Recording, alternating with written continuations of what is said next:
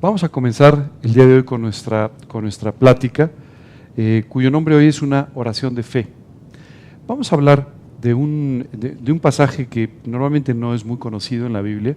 Vamos a hablar en el Antiguo Testamento, el primer capítulo de Primera de Samuel, ¿de acuerdo? Déjame primero ponerte un poquito en contexto, básicamente con el momento en el que se está viviendo cuando se escribe Primera de Samuel. Como tú sabes, el pueblo de Israel es un pueblo que fue formado literalmente por Dios en una forma sobrenatural, una forma milagrosa. Es decir, el pueblo de Israel no es una nación como muchas otras que hay en el mundo, sino que Dios tomó a una persona y a su familia y de ahí formó literalmente un país, una nación. Esta nación fue formada por Dios con un objetivo muy concreto, ser un testimonio del trabajo de Dios hacia todos los países, todas las naciones de alrededor. Es decir, poder alcanzar el mundo a través de la vida de este pueblo, del pueblo de Israel. En algunas ocasiones esto sucedió por la fidelidad del pueblo de Israel, en otras ocasiones por la falta de fidelidad de Israel esto no sucedió de esa forma, pero Dios siempre utilizó a la nación de Israel como un ejemplo de muchas cosas. Uno de estos primeros ejemplos es el hecho de que la nación de Israel no tenía reyes. En su origen no tenía reyes, no tenía gobernantes. Y esto hoy te puede parecer un poco fuera de lo común porque estamos muy acostumbrados a que todos los países tienen primeros ministros y presidentes y reyes y tantas otras cosas, ¿cierto? Pero en el caso de Israel no tenía nadie. Literalmente era Dios el que guiaba a la nación de Israel. Y Dios ponía ciertos jueces que servían para orientar a la nación en problemas específicos que tenían que enfrentar, cuestiones sociales, en cuestiones de ciertos problemas y también cuando la nación pasaba por crisis. Y entonces, estos jueces eran usados por Dios de esta manera. Hay un momento en el que el pueblo de Israel se rebela en contra de Dios y le dice: Dios, ya no te queremos seguir. Lo que queremos ahora es que tengamos un rey de la misma manera que todas las naciones alrededor. De la misma manera que todos los demás países queremos tener un gobernante. Y entonces Dios trae un rey a Israel. Este primer rey se llamó Saúl. Pero de quien vamos a hablar el día de hoy un poco es justamente del último juez, la última persona que sirvió como una transición para los reyes. Y este hombre se llamó Samuel. Y Samuel tuvo una vida muy especial. Samuel fue un hombre con una vida muy profunda, fue todo un líder espiritual de la nación de Israel. Muchas veces tú y yo estamos preocupados por el lugar que se nos da, ¿verdad? Porque estamos acostumbrados, por ejemplo, en las empresas, a que tu tarjeta diga que eres el jefe de no sé qué, o eres el gerente de no sé qué, o eres lo que sea, ¿cierto? Y muchas veces en la vida estamos esperando exactamente lo mismo. Tú sabes que el otro día recibí una llamada que se me hizo muy simpática. Me llamó una persona que yo no conocía. Me dice: hola, ¿cómo está? ¿Es usted el pastor Ángel Rodríguez? Y le dije: bueno, soy Ángel Rodríguez, tiene usted razón, ¿no? Me dijo: es que yo soy el pastor, hermano, etcétera, etcétera, ¿no? Entonces me llamó mucho la atención como casi siempre nosotros queremos tener algún título, ¿no? O algo que defina quiénes somos, que defina qué hacemos, que defina nuestra posición.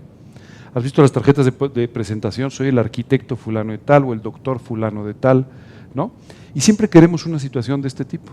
Bueno, esto muchas veces es lo que nos pasa a nosotros porque estamos buscando un reconocimiento, esa es la realidad. Pero, ¿sabes? Si algo he aprendido en la vida espiritual es que el único reconocimiento real proviene de Dios. Todo el reconocimiento humano, en el fondo, no te sirve de mucho. Esa es la verdad. Pero el reconocimiento de parte de Dios es el que realmente te viste, el que realmente sirve y el que tiene un impacto real en tu vida. Quiero empezar diciéndote que te preocupes más por esa opinión que por la de cualquier otra persona. Pasamos una buena parte de la vida tratando de preocuparnos por lo que los demás opinan de nosotros, ¿no? Oye, ¿cómo me veo? Oye, ¿qué opinas de lo que acabo de decir? Oye, ¿qué te pareció tal cosa? Y siempre estamos preocupados por lo que alguien más opina. Y muchas veces nuestra conducta está determinada por aquello que opinan los demás, cuando en realidad tu conducta y la mía deberían estar solamente basados en la opinión de Dios, en lo que Dios opina de nosotros, en lo que Dios nos dice que debemos vivir, nada más. Tú y yo podemos pasar toda la vida pretendiendo ser lo que no somos. Podemos pasar toda la vida fingiendo que somos más espirituales, que somos muy profundos, que somos muy interesantes, que somos cualquier otra cosa. Pero en el fondo, lo único importante es que Dios opina de ti. nada más. Así es que tienes que preocuparte mucho por esta opinión. En el caso de Israel, el pueblo estaba muy preocupado porque querían encontrar a alguien que los representara en una forma extraordinaria. Y por supuesto, el primer rey de Israel, no es de extrañarse, era el más alto de Israel. Se buscaron simplemente al que era, dice la Escritura, de hombros para arriba el más alto en Israel, el más imponente, el más impresionante, pero el menos espiritual. Y te puedes imaginar, el primer reinado de este hombre, de Saúl, fue un desastre, auténticamente un desastre. Cuando Samuel escucha este clamor de queremos un rey, Samuel estaba muy triste, decía, Señor, me están desechando a mí. Me están desechando, seguramente piensan que yo no soy la persona correcta para guiar al pueblo. Y Dios le dijo, no te preocupes, a quien desecha no es a ti, me están desechando a mí. ¿Sabes? Todos los seres humanos tenemos un problema muy fuerte con la soberanía. Tenemos un problema muy fuerte con la autoridad, no sé si te has dado cuenta. No nos gusta tener autoridades, no nos gusta que nadie nos diga lo que tenemos que hacer. El otro día platicaba con un joven que estaba tratando de abrir un negocio y le dije, ¿por qué lo hiciste? Para no tener un jefe. Me dije, te tengo una noticia, ahora vas a tener muchos, todos tus clientes, los señores del banco, o sea, vas a tener muchos jefes. Entonces, si lo hiciste por eso, pues te has equivocado. Eso es una mala motivación, ¿no? Pero no nos gusta que nos digan lo que tenemos que hacer. Y muchas veces trasladamos esta rebeldía a nuestra relación con Dios. Y aún como creyentes, tú y yo estamos todo el tiempo tratando de jalonear con Dios para ver si hacemos su voluntad o hacemos la nuestra. Hacemos lo que nosotros queremos y lo que a nosotros nos satisface o aquello que Dios nos dice que debemos hacer. Estos jaloneos básicamente son los que tenía el pueblo de Israel. Samuel estaba muy triste porque él pensó que lo estaban desechando a él. Dijo, seguramente han encontrado algún problema en mí, efectivamente mis hijos no son ninguna maravilla, decía Samuel. Mis hijos han fallado en muchas cosas, pero yo he sido un hombre fiel, ¿por qué me están desechando? Dios le explica a Samuel, no es un problema contigo, es un problema que viene de la rebeldía de Israel y que simplemente está afectándolos en una forma cada vez más profunda. Samuel era un hombre que era un tremendo líder espiritual. Él fue un ejemplo extraordinario en una época en la que el pueblo de Israel andaba muy mal. Quiero decirte que Israel, como cualquier otra nación, ha tenido épocas muy buenas y ha tenido épocas muy malas. Si tú y yo volteamos a nuestro país o volteamos a nuestra situación, pues encontramos periodos de tiempo que han sido mejores y periodos que han sido un poco peores, ¿cierto? Y esto tiene mucho que ver con la realidad espiritual de la nación. Cuando un país, cuando una nación, cuando un grupo de personas están viviendo para Cristo, Dios puede bendecir sus vidas. Ese es el propósito de Dios, bendecir tu vida y convertirte además en una bendición para todos los que te rodean. Cuando tú vives para Cristo, efectivamente te conviertes en una bendición para todos los que te rodean. Cuando tú no vives para Cristo, tu vida empieza a perder peso específico desde el punto de vista espiritual y ya no tiene ningún impacto. Puedes decir lo que quieras, puedes usar los mismos versículos que antes usabas, puedes predicar de la misma manera incluso, pero sin embargo tus palabras ya no tienen ningún peso. Hay muchas veces que tratamos de compensar nuestra falta de espiritualidad con otras cosas. Si tú te dedicas a predicar, puedes gritar un poco más, puedes alzar la voz, ¿no? Puedes hacer una entrada muy espectacular, puedes poner más música atrás, puedes poner todos los efectos especiales que quieras, pero al final tu mensaje no tendrá impacto si no es el Espíritu Santo el que está trabajando en tu vida y a través de tu vida en la vida de aquellos que te escuchan. Esa es la realidad. Y de la misma forma con cualquier otra actividad. Tú puedes volver a hablar de Cristo a las mismas personas, pero si el Espíritu Santo no está trabajando en tu vida, si no hay impacto en tu vida, las personas nunca serán llevadas a los pies de la cruz.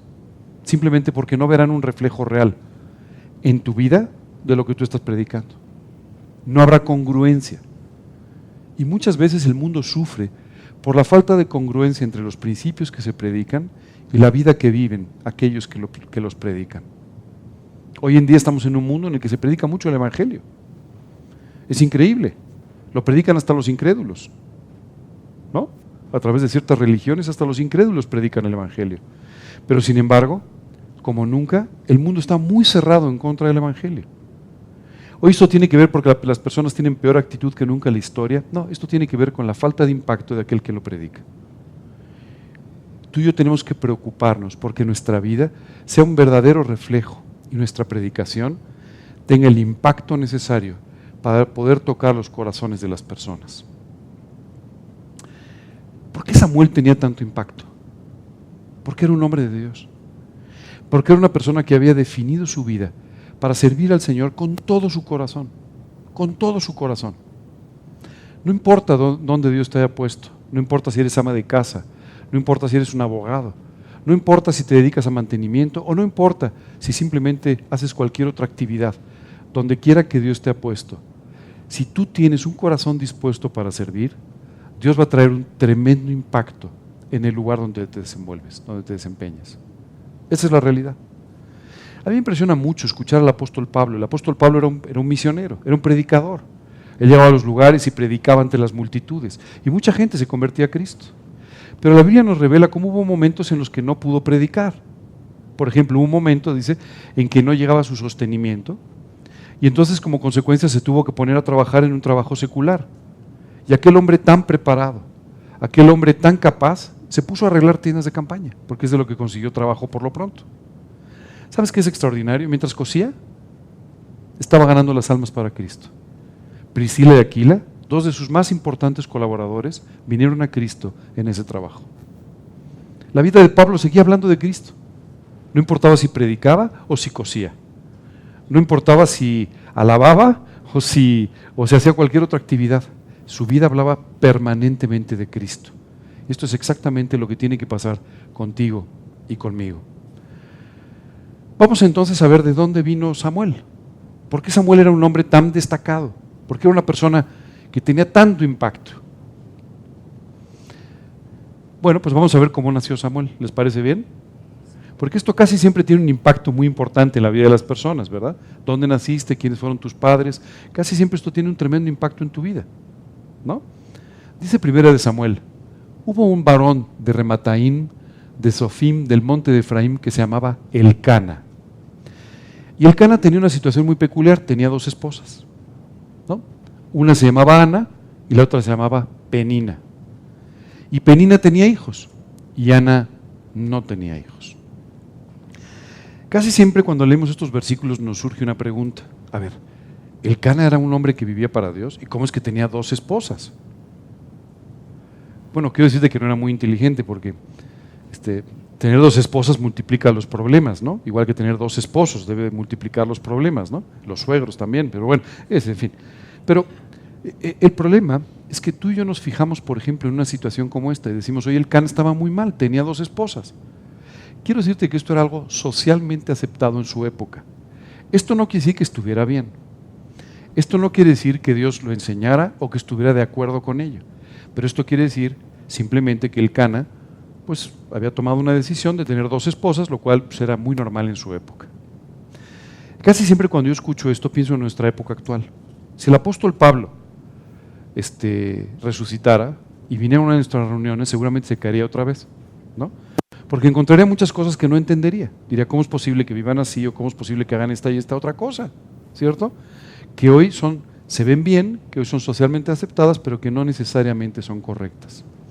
Si tienes alguna duda sobre la vida del Elcana, te sugiero que revises un poco la tuya esta tarde. Y que me digas cuántas cosas en realidad no están tan correctas o no están tan bien, pero sin embargo vives en ellas. Oye, ¿por qué nadie te las reprocha? Porque son socialmente aceptadas. Porque no se ven tan mal, aunque esto no quiere decir que estén bien delante de Dios. ¿De acuerdo? Entonces Elcana tenía dos esposas y tenía un problema muy importante porque una de sus esposas había podido concebir familia, pero la otra, Ana, no había podido concebir familia y esto representaba un serio problema. Quiero decirte que en muchos casos, ¿no?, cuando una esposa no puede tener hijos, sobre todo en esta época, en la antigüedad, cuando una esposa no podía tener hijos, sentía que esto era una especie de castigo, una especie de maldición de parte de Dios, que la estaba segregando, que la estaba estigmatizando. Y esto es exactamente lo que estaba sucediendo en el hogar del Elcana. Resulta que las dos esposas no se llevaban muy bien, porque una de ellas, Penina, molestaba a Ana constantemente. Ya ves, tú no tienes hijos. Ya ves, tú no pudiste tener hijos. Y esto preocupaba muchísimo a Ana, dice la Escritura, y su rival la irritaba, enojándola y entristeciéndola porque Dios no le había concedido tener hijos. Déjame hacer aquí un pequeño paréntesis. ¿Por qué Dios no quiere que tengamos dos esposas? ¿O por qué Dios no quiere que tengamos dos esposos? Básicamente porque esto destruye el concepto del matrimonio. El matrimonio fue formado por Dios para que dos personas se unan y sean una sola carne, un solo espíritu, para que sean una sola persona delante de Dios. Y de esta manera Dios pueda trabajar en el corazón de ambos, en el corazón de la esposa y del esposo, y pueda llevarlos a una mayor altura espiritual. Muchas veces tú y yo pensamos en el matrimonio como simplemente la unión de dos personas que se gustan, o que se quieren, o que se llevan bien, o que la pasan muy bien. Esto es lo que yo escucho de muchos jóvenes, de repente, ¿por qué se quieren casar? Es que nos llevamos muy bien. Ok, si solamente es eso, ten cuidado, porque cuando algún día no se lleven tan bien por algún motivo, las cosas no van a caminar. Es que me gusta mucho, y el día que no te guste tanto, oye, es que nos queremos mucho, y el día que vengan los problemas, porque la vida va cambiando y los problemas existen. ¿Cuál es entonces el motivo para que dos personas se unan en matrimonio? Cumplir la voluntad de Dios, y a través de ello Dios puede llevarte a crecer espiritualmente, puede llevarte a complementar tu vida y puede llevarte, y esto es muy importante, a cumplir tu ministerio. Ese es el objetivo de tu matrimonio. Si tú ves el matrimonio de esa manera, estoy seguro que tendrás un éxito matrimonial. Porque cuando vengan los problemas, voltearás y dirás, Dios, gracias, porque es la persona que tenías para mí. Cuando vengan las situaciones difíciles, dirás, Dios, no importa, aunque estoy viendo que Él se equivoca, aunque estoy viendo que ella se equivoca, pero juntos vamos a llevar a cabo el proyecto de vida que tú tienes para nosotros. Cuando las cosas no salgan como nosotros queremos, cuando empieces a envejecer, cuando las cosas no sean tan lindas, tú siempre podrás pensar, Dios, esto es lo que tú tenías para mi bien y a través de lo cual tú me estás llevando más cerca de ti. Y entonces el matrimonio empieza a cobrar un tremendo sentido, un tremendo valor. Por supuesto, tú no puedes hacer esto con dos esposas, ¿verdad? Imagínate tener dos planes de vida, ¿no? Bueno, Salomón tenía 1000, así es que no sé cómo le hacía, pero bueno, ese era otro tema. Pero dos esposas es muy complicado, es muy difícil. Igual dos esposos, no puedes tener dos proyectos de vida, no puedes dividir tu corazón entre dos personas, no puedes dividir tu proyecto, tu vida espiritual en dos. Esa es la realidad. Es por eso que Dios no quiere que hagamos una cosa así, solamente porque esto pervierte por completo el sentido del matrimonio conforme fue creado por Dios.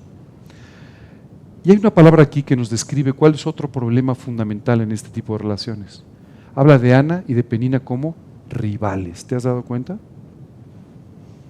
No habla de la otra esposa, su amiga, no, dice su rival. Porque esto es lo que sucede, se establecen rivalidades. Rivalidades compitiendo por el tiempo. Rivalidades compitiendo por la atención, por los bienes y por muchas otras cosas. Esa es la realidad. Tú no puedes compartir a una persona. Eso es prácticamente imposible. Y en este caso ya había una rivalidad entre estas dos mujeres. Pero además había un tema muy complicado dentro de la rivalidad. Una le podía echar en cara a la otra que tenía hijos y ella no. Entonces yo soy la esposa número 1, la correcta, la adecuada, la bendecida. ¿Y tú quién eres? Tú no eres nadie. Esto significaba un profundo problema para Ana. Y por supuesto, rápidamente llega la insensibilidad de su marido. No sé si te has dado cuenta, pero los hombres somos un poco más insensibles que las mujeres. ¿Sí te has dado cuenta de eso? Sobre todo si eres una mujer te vas a dar cuenta. Si eres un hombre, no. Pero si eres una mujer te vas a dar cuenta rápidamente. Somos más insensibles, ¿no? Llega tu esposa y te dice, oye, ¿cómo me veo hoy? Bien, hombre, como siempre. Acabas de destruir su corazón, pero no importa, ¿verdad? Tú fuiste práctico y en 15 segundos resolviste el problema. Quiero decirte que si tú eres un esposo o piensas convertirte en un esposo, tienes que tener esto muy en cuenta. El corazón de un hombre y el corazón de una mujer son muy diferentes. Las emociones de un hombre son muy diferentes a las de la mujer. Una mujer necesita permanentemente ser afirmada por su esposo. Una mujer necesita ser escuchada. Y esto a los hombres nos cuesta mucho trabajo. Los hombres apagamos el volumen después de 2 segundos, ¿verdad? Oye, ¿cómo te fue hoy? No, y apagamos el volumen, ¿cierto? Bueno, una mujer necesita ser escuchada. Y te va a contar las cosas con muchísimos detalles, pero no importa. Es más, los detalles en el fondo no tienen ninguna importancia. Lo único importante es que ella sepa que la estás escuchando y que sí te interesa lo que está diciendo, ¿no? Así es que, si quieres casarte, si eres un casado, tienes que aprender a escuchar. Porque si no aprendes a escuchar, tu esposa siempre se va a sentir completamente relegada. Esa es la realidad. Tú tienes que entender también que hay ciertos problemas emocionales que, aunque para ti sean mucho más sencillos, para ella son auténticamente un problema, auténticamente una prueba. Esta situación, por ejemplo, que Ana estaba viviendo, tenía completamente amargada a Ana. La tenía amargada. Ana estaba literalmente, como dicen ahora, acabada con toda esta situación. Y encima alguien se burlaba de ella. Entonces, esta era una situación muy difícil. Y el Cana, como buen esposo, con poca sensibilidad, se acerca con ella y le dice: Ana, ¿por qué lloras? ¿Por qué no comes? ¿Qué te pasa? ¿Por qué está afligido tu corazón? ¿Qué no soy yo mejor para ti que 10 hijos? Solamente el Cana era un buen hombre, pero con poca sensibilidad, eso está claro. Como muchos de nosotros, podemos querer seguir a Cristo, pero no tenemos a veces toda la sensibilidad para tratar con nuestra esposa. El Cana simplemente le dijo: ¿qué te importa, hombre? Pues me tienes a mí. O sea, ¿qué te afliges por tu problema? Tu problema no es importante, ¿no? Por favor, toma nota, esto es exactamente lo que nunca debes decir. Nunca le digas a tu esposa: tu problema no es importante. Nunca le digas: no te preocupes, me tienes a mí, ¿qué te importa el mundo? Nunca digas esto, porque vas a destruir completamente su confianza en ti, su interés en ti y su aprecio y su afecto por ti. El Cana cometió un error del cual tú y yo podemos aprender el día de hoy. Cómo tratar, o más bien, cómo no tratar a nuestra esposa cuando está enfrentando un problema. Lo que Ana necesitaba era consuelo. Ella sabía que el Cana no podía hacer nada por ella, ¿cierto? O sea, ella no podía tener hijos y el Cana no podía hacer nada. Pero en realidad lo único que ella necesitaba era que la escucharan, que la consolaran y que le dieran una dirección. Muchas veces tenemos problemas muy fuertes en nuestros matrimonios porque el esposo no le da dirección a la esposa. Eso sí, como creyentes muchas veces tronamos los dedos. Sujétate, ¿eh? Haz lo que te estoy diciendo. Y la pregunta es: ¿y qué me estás diciendo? ¿Hay alguna dirección o solamente son caprichos de tu parte? Porque yo necesito una dirección. Si tú quieres dirigir, tú tienes que poner una dirección. El que dirige toma una dirección, ¿no?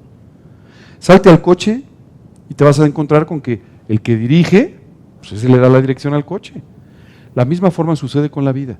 Tú tienes que aprender a darle dirección a tu matrimonio, dirección a tu familia. Esto sucede con la educación de los hijos. La Biblia dice: los hijos nacidos en la juventud son como flechas en las manos de un valiente. Y esas flechas son lanzadas hacia un blanco. Donde tú las lances, allí van a ir. Si tú no le das dirección a tus hijos crecerán sin dirección. Si tú no le das dirección a tu matrimonio y tu familia van a estar sin dirección. En muchas ocasiones tú vas a encontrar a tu esposa que, en medio de alguna queja, en medio de algún comentario, en medio de alguna situación, lo que va a estar buscando de tu parte es dirección. Dime qué hacer. Dime qué se hace en estos casos. Dime qué quieres que hagamos en estos casos. Dime cómo quieres que manejemos la situación. Y muchas veces los esposos no tienen respuesta. A veces porque bajaron el volumen hace mucho y ni siquiera se enteraron de la pregunta, pero en muchas ocasiones porque no quieren tomar la responsabilidad de una dirección. Ser esposo el día de hoy significa ser un valiente. Te lo digo. Porque tú vas a tener que dar dirección y a veces en contra de muchas situaciones en este mundo. Y vas a tener que enfrentar situaciones para las cuales a veces no tienes una solución. Pero vas a tener que ser valiente para tomar las decisiones derivadas de lo que tú conoces de la palabra de Dios, con toda la seguridad de que Dios va a bendecir y va a prosperar aquellas decisiones que estás tomando. Porque las estás tomando basadas en los principios que Él te enseña. Así es que, mis queridos valientes, si son del grupo del Cana, hoy tienen que tomar nota simplemente para no volver a actuar de esta manera. Tratar de escuchar, tratar de entender el problema y sobre todo tratar de consolar y dar dirección cuando sus esposas así lo necesiten. Si no haces esto, estarás fallando como esposo. El Cana no supo qué hacer. Simplemente no supo qué hacer y dijo, mira, pues, ¿qué te digo? Pues, ¿qué problemón? Sí, pues, tienes todo un problema, pero no importa, yo soy mejor que tu problema. Entonces Ana simplemente debe haber dicho, el Cana, qué confundido estás, ¿no? Gracias por tu consuelo que nos sirvió de mucho, ¿verdad? Muchas veces así es como estamos tú y yo. Y entonces, esta mujer tomó una decisión muy inteligente, una decisión muy sabia. Dijo, si mi esposo no me puede guiar, solo hay un lugar donde yo puedo obtener la dirección correcta para mi vida. Yo tengo que buscar a Dios. Sí te quiero decir una cosa. Es muy fácil que una esposa voltee y diga, pues mi esposo no me está haciendo caso, no me está dando dirección, no está ocupando su lugar, entonces yo hago lo que quiero. Te voy a suplicar que no hagas esto. Si efectivamente estás enfrentando este problema, en lugar de decir voy a hacer lo que quiera, por favor, busca al Señor para que Él le dé dirección, sentido a tu vida y solución a tus problemas. De esta manera, tú podrás convertirte en una bendición para tu esposo y Dios podrá bendecir abundantemente tu vida, guiándote hacia su voluntad, hacia su plan. Esta fue la buena decisión de Ana. Dijo, entonces, lo que yo tengo que hacer si no tengo ayuda en casa, es yo tengo que ir delante de Dios y tengo que suplicar, tengo que clamar a Dios porque resuelva este problema y porque consuele mi vida. Y esto fue exactamente lo que hizo.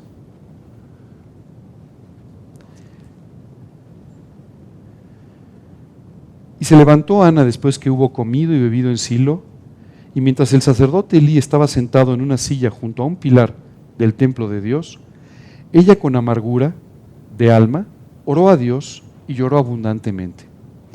E hizo voto diciendo, Jehová de los ejércitos, si te dignares mirar a la aflicción de tu sierva, y te acordares de mí, y no te olvidares de tu sierva, sino que dieres a tu sierva un hijo varón, yo lo dedicaré a Jehová todos los días de su vida, y no pasará navaja sobre su cabeza. Esta oración es una joya. Y hoy nos vamos a centrar en entender todos los aspectos de esta oración. Simplemente, Ana tenía, dice la Biblia, amargura de corazón. Como dirían hoy los jóvenes, estaba acabada, ¿no? Estaba en una situación en la que ya no encontraba una salida.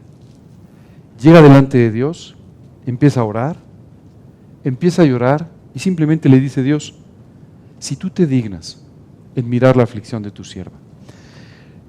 Por favor, quiero que tomes nota de esta primera expresión, porque muchas veces tú y yo tenemos una actitud muy equivocada para con Dios. Y tú y yo llegamos delante de Dios exigiendo, demandando aquellas cosas que Dios no tiene por qué darte.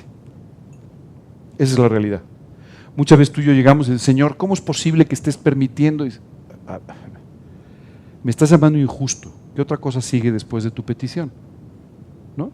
Y muchas veces tú y yo tenemos esta actitud completamente equivocada. Esta mujer dijo, si tú te dignas mirarme, si tú tienes misericordia por mí, no porque yo lo merezca, no porque tú tengas que hacerlo, no porque yo haya alcanzado un tremendo logro o tenga una dignidad especial, simplemente si en tu misericordia, en tu amor, tú decides escuchar esta oración, yo te lo voy a agradecer profundamente toda mi vida. Esto se llama humildad. Esta mujer estaba con amargura de corazón, pero tenía una característica muy importante, humildad. La humildad es exactamente lo contrario del orgullo, de la soberbia. Y muchas veces tú y yo llegamos a presentar nuestras oraciones delante de Dios con un tremendo orgullo, con una tremenda soberbia. Señor, ¿no has visto lo que me ha hecho tal persona? Con lo justo que soy yo, ¿cómo permites que me hagan? Por favor, escucha lo que estás diciendo. Estás llamando injusto a Dios, estás juzgando al otro. Esto es una actitud absolutamente orgullosa. Dios no puede contestar una oración así. Dios no puede responder algo que proviene de un pecado tan profundo. Esta mujer, sin embargo, llegó delante de Dios con toda humildad. Señor, no tienes por qué hacer lo que te voy a pedir. Pero vengo delante de ti porque estoy muy triste. No sé qué hacer. No sé a quién recurrir. Estoy súper triste, estoy muy amargada. Y solamente puedo venir a ti porque tú eres mi único consuelo. Tú eres mi única alternativa en la vida. Dice la Escritura que Dios escucha este tipo de oraciones. En el Evangelio hay un ejemplo extraordinario donde Dios nos habla de dos hombres, ¿no? Uno de ellos, un hombre religioso, un hombre con un tremendo conocimiento de la Biblia, que oraba a Dios diciéndole: Dios, te doy gracias por ser como soy. Te doy gracias por ser como soy y no ser como aquellos otros. Porque tú me has hecho diferente. Porque tú me has hecho especial. Porque soy muy espiritual. Porque soy muy profundo. Porque soy extraordinario. Dice la Escritura que un hombre por allá atrás oraba diciendo: Señor, por favor, ten misericordia de mí. Perdóname y ten misericordia de mí porque yo soy un publicano, yo estoy muy mal. Dice la Escritura, Dios escuchó la oración de este hombre, pero no del primero. Tú y yo tenemos que entender con quién estamos tratando. Estamos tratando con Dios. Dios no bendice nuestros pecados. Dios no nos da la razón cuando estamos equivocados. Esto lo hacemos nosotros entre nosotros, ¿no? Ya sabes, es mi amigo, pues le doy la razón, ¿no? Aunque esté equivocado, no importa, sí, amigo, sí. No, Dios no es así. Dios nunca te dirá que estás bien si no lo estás. Y lo que Él espera es que tengas la actitud humilde para llegar delante de Él a aprender dentro de tu oración y a poder de esta manera, con humildad, alcanzar todas las cosas extraordinarias que tiene para nosotros. Muchas veces comento este punto. Dios tiene para nosotros una vida sobrenatural. Y esta vida sobrenatural no se alcanza ni por nuestras obras, ni por nuestra religiosidad, ni por nuestras cualidades, solamente se alcanza a través de nuestra humildad. Dice la Escritura, humíllate en la presencia de Dios y Él te exaltará. Alto, dice, muy alto. Ana dijo: Dios, yo no me merezco lo que te voy a pedir. Simplemente no tienes por qué responderlo, pero vengo delante de ti porque sé quién eres, porque sé que me amas, porque sé que no quieres verme así, porque sé que eres un Dios con misericordia. Yo hoy vengo a pedirte que hagas auténticamente un milagro conmigo. Y si tú haces este milagro, créeme, yo voy a seguir viviendo para ti. Esta oración es realmente extraordinaria. Si te dignares mirar la aflicción de tu sierva, no tienes por qué hacerlo, Dios, pero si te dignas hacerlo y te acuerdas de mí, ¿sabes qué pasa? Todo el tiempo estamos pensando que Dios tiene que estar atento a nosotros. Y lo está. Pero no por ti, sino simplemente porque te ama. No porque te lo merezcas, sino más bien porque Él te adoptó como un hijo. Y continúa diciendo, y te acordares de mí, y no te olvidares de tu sierva, sino que dieres a tu sierva un hijo varón. Dice Dios, si en tu misericordia, si en tus planes, si en tu voluntad, te acuerdas de mí para tener un hijo, te lo voy a agradecer toda la vida. Te voy a hacer agradecer profundamente lo que tú estás haciendo por mí. Y continúa diciendo, yo lo dedicaré a Jehová todos los días de su vida, y no pasará navaja sobre su cabeza. ¿Sabes? Esta es una decisión extraordinaria. Señor, si tú cumples tu voluntad en mi vida, yo voy a ser fiel contigo toda mi vida. O sea, ¿sabes qué es lo que sucede cuando tú y yo pedimos cosas en nuestro orgullo? Las queremos para satisfacer nuestro orgullo. Y entonces lo único que queremos es después mal usarlas. Lo único que queremos después es pues, utilizarlas para nuestros deleites, para nosotros. Pero cuando tú y yo queremos algo para que Dios pueda ser glorificado, para que Dios pueda cumplir su voluntad, entonces realmente se convierte en una bendición. Hoy quiero pedirte que hagas una pequeña lista en tu vida. Señor, ¿para qué uso lo que me has dado? Señor, ¿para qué uso mis conocimientos? Señor, ¿para qué uso el lugar donde me has puesto? Señor, ¿para qué uso el dinero que me has dado? Señor, ¿para qué uso la influencia que me has dado? Hay una oportunidad en que este hombre, Salomón, hace una oración muy peculiar en la Biblia. Si tú lees la primera parte del versículo, dices, Salomón perdió la cabeza. Pero si tú lees la segunda parte del versículo, dices, no, Salomón sabía por qué estaba orando. Comienza pidiéndole a Dios, Señor, dame riqueza. Señor, dame poder. Señor, dame influencia. Pues, wow, este parece un político, ¿no? No parece un líder espiritual. Pero dice después, para ser la voz de los olvidados, para darles a los que no tienen, para preocuparme por aquellos que necesitan de ti. Salomón había entendido el sentido. Señor, las cosas que tú me das son solamente para bendecir a otros. Señor, todo aquello que tú me das solamente es para que otras personas puedan ser bendecidas, beneficiadas, para poder ayudar a otras personas. Si lo que tú tienes, si lo que tú eres solo es para ti, no sirve de nada.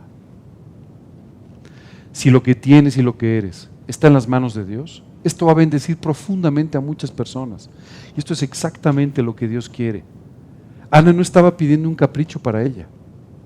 En el fondo, fíjate, si Dios le daba a su hijo y ella entregaba a su hijo para el servicio de Dios desde pequeño, de todos modos seguramente se iban a seguir riendo de ella, ¿no? Seguramente le iban a seguir diciendo, fíjate, no podías tener hijos y cuando lo tuviste lo perdiste, ¿no? Solo te quiero decir una cosa.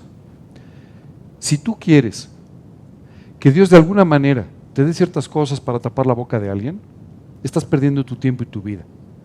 Primero, no tiene sentido, y segundo, no te preocupes. El que no te aprecia no te va a apreciar de todos modos. El que te menosprecia te va a seguir menospreciando, no importa lo que hagas. No tiene ningún sentido que tú vivas por eso. Ana tenía una cosa muy clara: Señor, lo que yo quiero es pedirte que tú consueles mi corazón, que tú le des un sentido a mi vida a través de darme un hijo. Si tú haces esto, no solamente yo voy a vivir para ti, sino que además te voy a dedicar a mi hijo desde su más tierna infancia. Esto no debe ser fácil para un padre o fácil para una madre. Quiero decirte que lo que sucedió es que cuando el niño era todavía muy pequeño, fue llevado con el sumo sacerdote, ¿no? Y simplemente pues, él tomó ahí un papel, digamos, de tiempo completo, en el que estuvo completamente separado de su familia. Así es que Ana de alguna manera no volvió a ver a su hijo, o lo veía solamente en algunos momentos cuando subía a visitarlo, pero la mayor parte del tiempo no lo veía. Pero ella dijo, si Dios trae una bendición, la bendición tiene que tener un propósito concreto. Espero que suceda lo mismo en tu vida. Si Dios trae una bendición a tu vida, tiene que tener un propósito concreto. Eso es exactamente lo que Ana estaba pidiendo. Y continúa diciendo, y no pasará navaja sobre su cabeza. ¿Sabes esto qué significaba? En Israel había un voto que se hacía. Ese voto se llamaba el voto de nazareato. ¿De acuerdo? Ese voto de nazareato consistía en dejarse crecer el cabello y no cortárselo mientras estuvieran viviendo bien, mientras no cometieran pecado. ¿Por qué se dejaban crecer el cabello?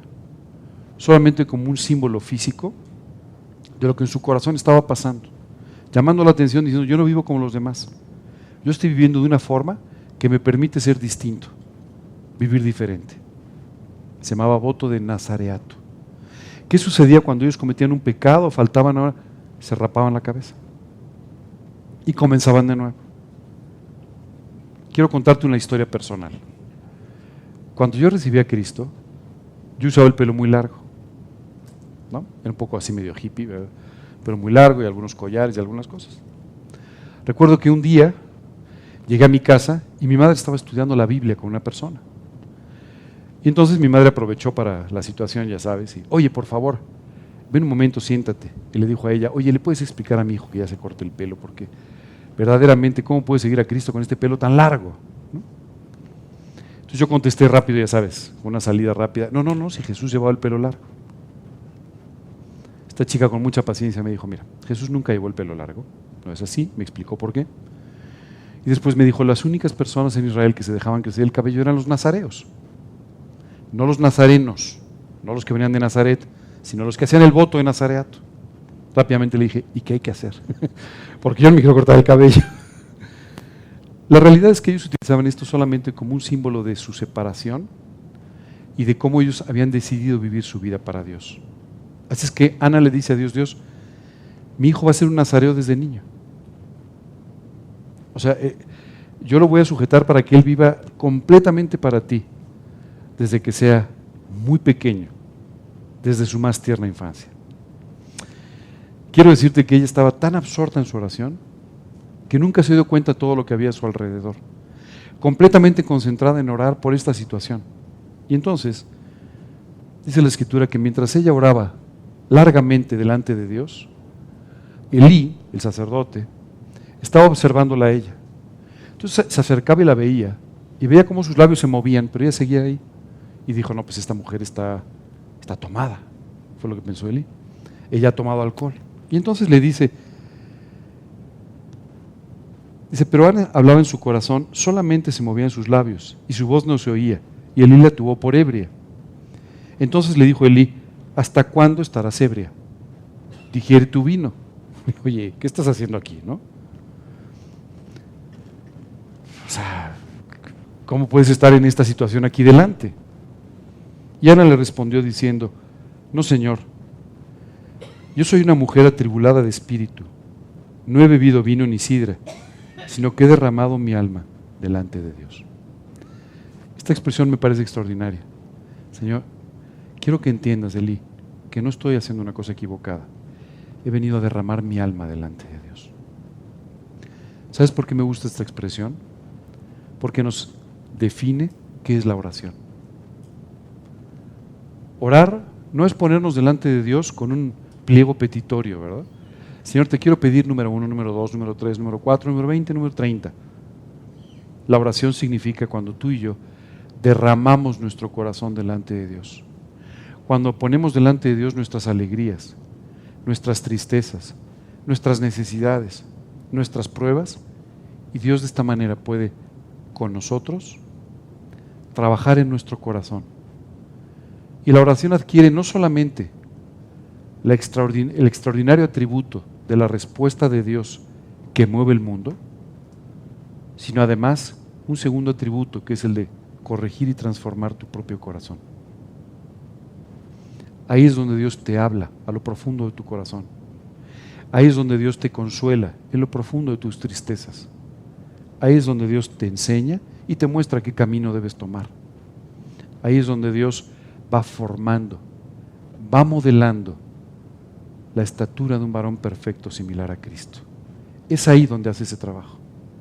Y te digo una cosa, si tú no oras en estos términos, tu oración literalmente no está pasando del techo.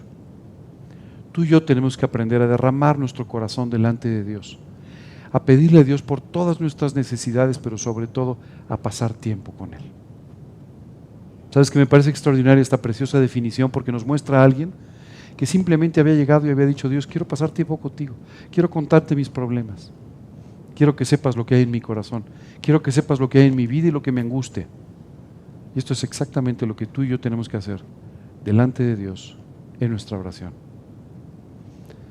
Mucho que aprender a través de la oración de esta mujer, que si bien estaba atribulada, era una mujer con una profunda vida espiritual y había aprendido que los problemas solamente podían resolverse de la mano de Dios, buscándolo con todo su corazón en lo profundo y derramando su vida delante de Él. La vida de oración es la parte de la vida espiritual con mayor impacto. Decía un conocido predicador, la oración es una ventana a la eternidad. Algún día, cuando tú y yo estemos delante de Dios, no habrá a quien hablarle de Cristo. Tampoco vamos a tener a quien predicarle. Pasaremos la eternidad al lado de este Dios en el que hemos confiado, al lado de nuestro Señor, disfrutando de Él. Imagínate por un momento las largas conversaciones que tendrás con Él. Señor, ¿me puedes explicar esto que nunca entendí mientras viví? Yo nunca entendí esto, Señor. ¿Puedes ilustrarme sobre todas estas cosas? Qué increíbles conversaciones, ¿verdad? Bueno, esto es exactamente lo que Dios quiere que desde hoy tú empieces a disfrutar. Y esto se disfruta a través de la oración. Por eso es una ventana a la eternidad. Porque te abre la oportunidad de que empieces a experimentar en esta vida lo que algún día tú y yo experimentaremos en la eternidad al lado de Dios. La oportunidad de estar permanentemente con Él, derramando nuestro corazón, nuestra vida y aprendiendo todo el tiempo directamente de nuestro Señor. Esto es lo que Dios quiere que tú aprendas. Para Dios no es ningún problema darte un hijo, aunque no puedas tenerlo. Para Dios no es ningún problema sanar la enfermedad que te aqueja. Para Dios no es ningún problema resolver ese problema que te tiene atribulado, preocupado. Para Dios no es ningún problema darte más conocimiento, hacerte entender las situaciones, abrirte puertas, cambiar el corazón de alguien. Nada de esto es un problema. Para Dios no hay nada imposible. Y para Él no hay ningún problema en resolver todas estas cosas. Lo que Él quiere es tu corazón. Cuando Él tenga tu corazón, entonces todas las soluciones en su tiempo irán llegando a tu vida. Pero si Él no tiene tu corazón, las circunstancias no son importantes. Simplemente no están cooperando con tu vida. No están sirviendo de nada. Hoy te quiero pedir que cuando llegues delante de Dios en tu tiempo devocional, cuando esta tarde, esta noche, mañana temprano, llegues a orar, veas la oración de una manera diferente. Señor, hoy vengo delante de ti a decirte que por favor, con toda humildad, te acuerdes de mí. Hoy vengo a pedirte, Señor, que con toda humildad tú recuerdes mi situación. Quiero pedirte que tú me escuches. Sé que no es tu obligación, sé que no tienes por qué hacerlo, sé que no me lo merezco, pero también sé que en tu misericordia tú quieres escucharme. Yo quiero derramar mi vida delante de ti. Hoy quiero exponer delante de ti todo lo que hay en mi corazón, porque de esa manera podré finalmente descansar. Si tu oración empieza de esta forma, en forma genuina, te aseguro que vas a disfrutar el tiempo delante de Dios como jamás lo has disfrutado en tu vida. De eso se trata la oración. De eso se trata. ¿Por qué Dios ha sujetado muchas cosas a que se lo pidamos? Para llevarnos delante de Él a orar. Porque si no, tú y yo no lo haríamos. Con nuestra independencia, con nuestra suficiencia, con nuestro orgullo, jamás recurriríamos a Dios si pudiéramos resolver las cosas. Pero Dios muchas veces simplemente deja todo como imposible para que tú y yo tengamos que llegar delante de Él y de esta manera podamos disfrutar de este tiempo extraordinario a su lado. Hay algo que a veces a ti y a mí se nos olvida. Nos ama profundamente. Nos ama tanto que dice la Escritura, nos anhela. Quiere estar con nosotros. Quiere disfrutar de nuestra presencia. Quiere pasar tiempo con nosotros. Quiere que confiemos en Él. Y para que todo eso suceda, a veces tiene que permitir ciertas cosas que te van a traer a los pies de la cruz. Porque de otra manera no lo haríamos. Así te desea. Así te anhela y así de importante es el tiempo que pasas con Él, para Él. Vamos a quedarnos hasta aquí el día de hoy. Vamos todavía a hablar un poco más sobre esta situación muy especial de Ana y también una situación muy especial de cómo fue concebido Samuel y todo lo que sucedió después con su vida. Pero quería empezar con esta parte porque esta oración es verdaderamente extraordinaria. El próximo domingo vamos a hablar de la respuesta de la oración, porque efectivamente Dios sí hizo aquello que Ana le pidió. Sí llegó un niño. Y vamos a ver la actitud de gratitud de una mujer que había confiado en su Señor para que resolviera su problema. De eso vamos a hablar el próximo domingo. ¿Alguna pregunta, alguna duda? Te voy a decir qué es lo que pasa. Cuando tú anhelas algo profundamente, si no lo entregas, se convierte en un ídolo y en una carga para tu vida. Por ese motivo es que tú tienes que entregarlo de inmediato. Yo veo muchas personas que se tropezaron con la propia bendición que llevó a sus vidas. Señor, yo te quiero pedir, recuerdo una vez una persona que me decía, Señor, es que oraba diciendo, Señor, es que no tengo un trabajo y es que yo necesito desesperadamente un trabajo. Recuerdo que me decía, es que sabes que necesito mucho este trabajo, yo no puedo sino cumplir con mis compromisos, con mi familia. Y entonces él oró fervientemente y Dios le dio su trabajo. Y entonces no volvió nunca a leer la Biblia, ni a ir a un estudio, ni nada. Yo le decía, oye, pero ¿por qué si Dios te dio tu trabajo? Es que ahora no tengo tiempo por el trabajo. A ver, espérame.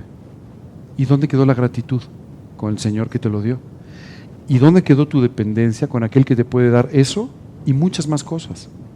Pero si tú y yo no entregamos la bendición, la bendición se puede acabar convirtiendo para nosotros en algo que interrumpa nuestra relación con Dios, en un ídolo. Eso es lo que significa un ídolo. Siempre pensamos en un ídolo y pensamos en una estatuilla por ahí, algún, ya sabes, ¿no? San Juan de no sé dónde, yo qué sé, ¿no? O sea, sí, está bien, pero un ídolo es todo aquello que en tu corazón causa una división con Dios. Por eso es que cuando viene una bendición a tu vida, lo primero que tú tienes que hacer es dedicar esta bendición a Dios. Señor, tú me estás bendiciendo con un tremendo éxito en mi negocio. Dios, eso va a servir para que yo pueda ofrendar, para que haya misioneros, o sea, yo voy a ponerlo en tus manos para que tú lo puedas usar. Y de esta manera se convierte en una bendición extraordinaria. Señor, yo quiero hacer 3 cuentas de ahorros y ¿sabes qué? Se convierte en una maldición para tu vida. Solo vives cuidándolo. Solo vives preocupado por perderlo. Imagínate un hijo de la promesa y que lo tuvieras en tu casa. No camines, no corras, no te caigas. No. Qué pesadilla para el niño y para ti. Y ella dijo, yo no voy a hacer eso. Si Dios trae una bendición es para él. El rey David entendió esto de una forma extraordinaria. Y cuando hablaba de la ofrenda decía, Señor, de lo recibido de ti es que te damos. Entonces, yo lo único que te estoy dando es un poco de lo que tú me das a mí. Y entonces esto no se convertía en un obstáculo en su vida, sino en una bendición y en un testimonio en su vida. Esta es la realidad. Ayer una persona me hizo una pregunta muy interesante en el grupo de adultos mayores. Estamos hablando de otro tema, pero me dijo, oye, es que tú estás diciendo que pues en realidad hay que dejarle todo al Señor y todo, pero yo digo que, ¿qué tal si yo hago mis ahorritos, ¿no? Para la vejez y todo? Y le dije, sí, está bien, está perfecto, sé tan responsable como tú quieras con tus inversiones, con tus ahorros, haz lo que tú consideres. Nada más nunca te olvides que el que te lo dio, te lo puede volver a dar o te lo puede quitar cuando quiera. Y si no está en sus manos, a ti te va a hacer daño. ¿Cuánto necesitarían ustedes para pensar que tienen su vida asegurada a partir del día de hoy? Échenle un número, venga, un número, digan un número, hombre. 20 millones. Ok, con 20 millones ya estamos listos, $1 millón. Wow. Bueno, ¿cuánto creen que necesitamos para estar seguros? A ver, da igual. Lo puedes perder en un momento, puedes perder tu vida en un instante. No te sirve de nada. Por eso es que no tenemos seguridad en ninguna cosa. Y por eso es que nuestro gozo, nuestra felicidad, tampoco puede depender ni de una cosa ni de una persona, sino de Dios. Imagínate para Ana lo que era decir, Dios me dio a mi hijo. Y ahora Dios está sirviendo. Imagínate lo que era para ella cada vez que subía, decía, llevaba su ropa, ¿no? Le preparaba ropa para subírsela, ¿no? Al lugar donde él estaba con Elí y todo. Imagínate cuando ella llegaba y decía, es mi hijo y además está sirviendo. No sabemos cuándo ella falleció, entonces no sabemos si llegó a ver a Samuel como el líder espiritual de Israel o no lo llegó a ver, no lo sabemos. Pero imagínate que así hubiera sido. Mi hijo, el hijo de la promesa, está guiando espiritualmente a Israel. Más bien, el anhelo de Ana era que Dios quitara lo que estaba representando una maldición en su vida y se convirtiera en una bendición para ella y para todos los demás.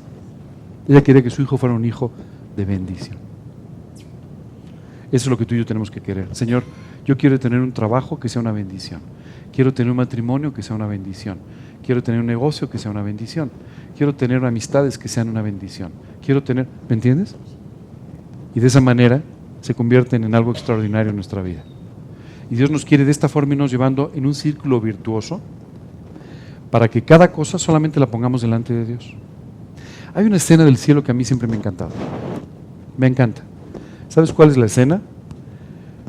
Los ancianos, dice, los 24 ancianos, personas que han sido puestas ahí por Dios por su manera de vivir, por su responsabilidad, por ciertas cosas. Dice la Escritura que cada vez que escuchan hablar a Dios, toman sus coronas, las arrojan a los pies de Cristo y le dicen, Señor, tú eres el único digno de toda la honra, de toda la gloria. Eres el único. El único. Esa es la forma en la que tú y yo tenemos que aprender a vivir todos los días. Señor, he recibido una bendición, yo la pongo a tus pies, porque tú eres el único digno. Si tienes un hijo, dale gracias a Dios, y si no lo tienes, dale gracias a Dios. ¿Sabes cuál es la bendición? Tienes al Señor Jesucristo en tu vida, y Él es el que te puede dar todas las cosas, y hacer contigo conforme a tu necesidad, conforme a su voluntad.